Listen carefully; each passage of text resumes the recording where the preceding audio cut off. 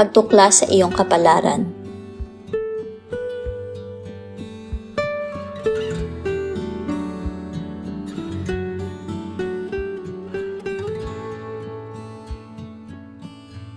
Ganito ang sinasabi ng New International Version, kung saan walang paghahayag, ang mga tao ay nagtatakwil ng pagpipigil. Ano man ang paraan mo ng pagsasabi nito o kung anong salin ang iyong gagamitin, ang mga taong walang pakiramdam ng kapalaran ay nahihirapan ng walang direksyon. Nahihirapan sila sa motibasyon na mahalaga para sa buhay. Madaling dumarating ang panghihina ng loob. Maraming mga balakid. Mahirap ang buhay.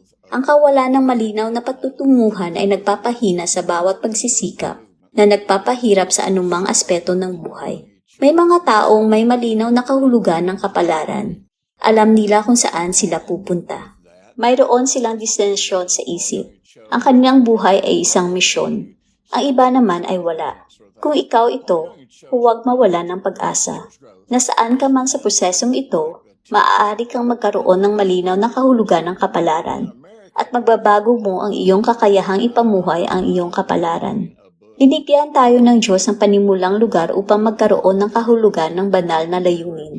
Habang marami ang nahihirapang hanapin ang panimulang lugar na ito, hindi mo na kailangang mapabilang sa kanila. Ngayon ang araw na maglulunsad sa iyo ang isang banal na kapalaran. Hayaan mong bigyan kita ng isang halimbawa ng isang taong tulad nito. Si Greg ay isang taong mahilig sa mga detalye. Ito ay isang malaking kalakasan sa kanyang trabaho. Sa katunayan, siya marahil ang pinakamahusay na taga-detalye sa kanyang kumpanya. Madalas siyang nananalo ng mga parangal na may kaugnayan sa kanyang kakayahang magtrabaho kasama ang mga detalye. Ngunit tulad ng anumang kalakasan, kapag ito ay labis na ginamit, ito ay naging laban sa kanya. Kapag itinuon ni Greg ang kanyang atensyon sa detalye sa iba pang mga aspeto ng kanyang buhay, ito ay nagpapakomplikado ng mga simpleng issue. Madalas niyang nararanasan ang karaniwang tinatawag na paralysis ng pagsusuri, na siyang naging dahilan kung bakit madalas natigilan si Greg. Kung wala siyang lahat ng detalye, minsan ay nababagabag, nalilito at nagagalit siya. Ang kanyang paglalakad kasama ng Diyos ay minsan nababagabag dahil sa kanyang pangangailangan para sa labis na impormasyon. Natuklasan ni Greg na ang aking pagbibigay diin sa pagbuo ng isang matalik na relasyon sa Diyos ay labis na simple at nakakadismaya. Gusto niya ng mas maraming detalye. Iniisip niya na ang mga detalye ang makakalutas sa kanyang problema at makakapagpakalma sa kanyang mga takot. Lalo siyang nabalisan noong araw na dumating siya para sa kanyang appointment. Bigla siyang nakaramdam ng emosyon na ibang-iba sa kanya.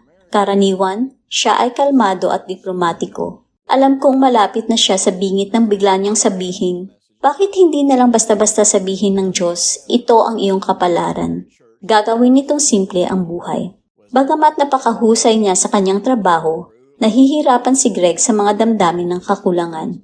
Wala pa rin siyang pakiramdam ng kapalaran o direksyon at pinahihirapan siya ng hindi pag-aalam. Matapos ang ilang buwan ng pagiging miyembro ng aming simbahan at pagdaan sa karamihan ng mga pundasyong pagsasanay na aming inaalok, hindi pa rin siya nasisiyahan. Ako ang may tungkuling tulungan siyang makita na ang kanyang kawalang kasiyahan ay nagmumula sa pagtangging gumawa ng mga desisyong nasa harap niya. Sigurado siyang may iba pang mga bagay na kailangan niyang malaman at dapat na maging responsable ang Diyos para sabihin sa kanya. Bilang isang pastor, daang-daang beses ko nang nakita ang sitwasyong ito. Si Greg ay natigil sa isang lugar. Hindi niya alam kung ano ang gagawin sa kanyang buhay. At gusto niya ng tiyak na direksyon mula sa Diyos. Pakiramdam niya hindi siya ligtas na gumawa ng anumang hakbang hanggat hindi niya natatapos ang lahat ng hakbang. Sa makatuwid, wala siyang ginawang hakbang. Siya ay walang pag-iingat.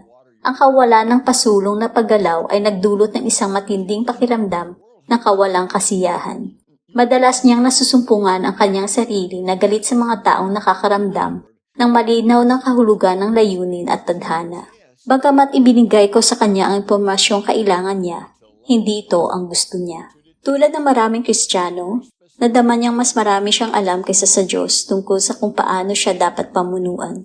Ngunit tiniyak ko sa kanya na ang plano ng Diyos ang palaging pinakamahusay.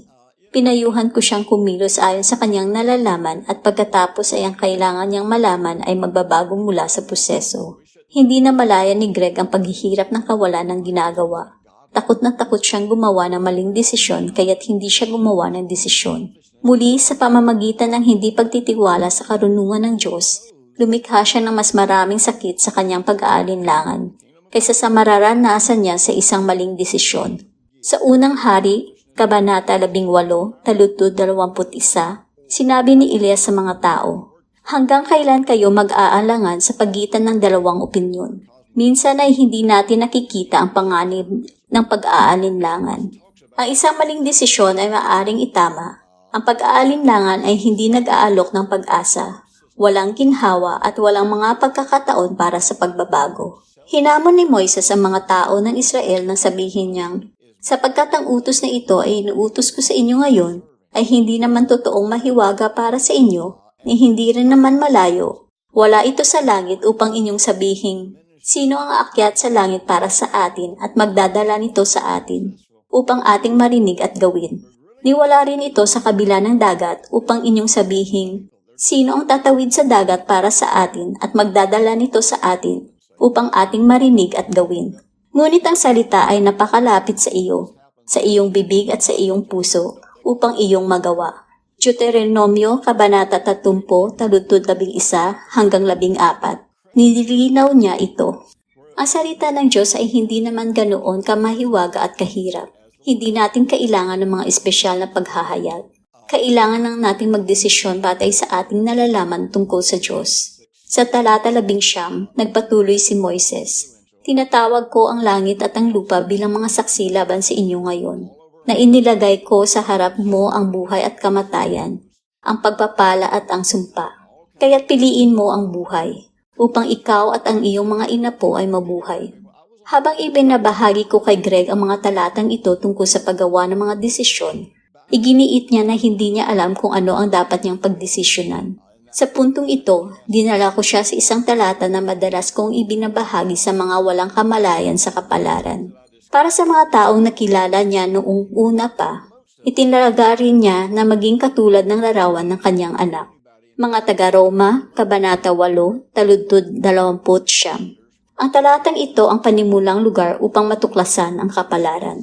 Karamihan sa mga tao ay nagsisikap na maunawaan ang kanilang kapalaran sa pamamagitan ng pagtuklas sa kung ano ang nais nilang gawin. Gayunpaman, ang ating kapalaran ay wala sa kung ano ang gagawin natin, kundi kung sino tayo magiging. Ang pagiging ay mas mahalaga kaysa sa paggawa. Kung ikaw ay magiging sino ka dapat, magagawa mo lamang ang dapat mong gawin. Itinalaga ng Diyos ang puso ng ating personal na kapalaran. Inilagay niya ang ating gagawin sa proseso ng ating personal na pag-unlad. Ang pagiging ang ating pangunahing layunin. Nais niyang lahat tayo ay maging katulad ni Jesus. Sa madaling salita, ang ating kapalaran ay ang magbago, lumago, maging mas katulad ni Jesus. Ito ang paglalakbay ng ating buhay. Ito ang dapat nating patuloy na hangarin. Habang tayo ay nagiging kung sino ang nais ng Diyos na maging tayo, kung gayon, ang dapat nating gawin ay nagiging malinaw. Sa puntong ito, iginiit ni Greg na wala pa rin siyang sapat na impormasyon. Ngunit talagang mayroon siya. Ang tanong ay hindi. Mayroon ka bang sapat na impormasyon? Ang tunay na tanong ay, nagtitiwala ka ba sa impormasyong mayroon ka? Handa ka bang kumilos ayon dito? Handa ka bang sumunod sa Diyos ng buong puso? Handa ka bang unahin ang personal na pag-unlad kaysa sa paghahanap ng impormasyon? Handa ka bang maging ang taong nais ng Diyos na maging ka upang matuklasan kung ano ang nais ng Diyos na gawin mo? Nasa atin ang pagpili at ang pagpapasya. Kapag ang isang tao ay may pakiramdam ng kapalaran, ang kanyang buong mundo ay magbabago ang itsura at pakiramdam. Siya ay may motibasyon at nagiging mas positibong tao. Ang kanyang mga problema ay nagiging higit pa sa mga umbok sa daan ng layunin. Ang mga balakid ay tinitingnan bilang mga hamon. Siya ay mas masigla sa pisikal. Ang kanyang pakiramdam ng kapalaran ay nagbibigay sa kanya ng paghihikayat at mga parameter na mahalaga para sa isang malusog at produktibong buhay. Mayroon siyang matibay na pananaw sa kanyang kinabukasan. Ang pananaw ay mahalaga sa paghahangad ng katuparan. Sinasabi sa Kawikaan, Kabanata 20, taludtod 18, Kung saan walang pangitain, ang mga tao ay tumatakbo ng walang saysay.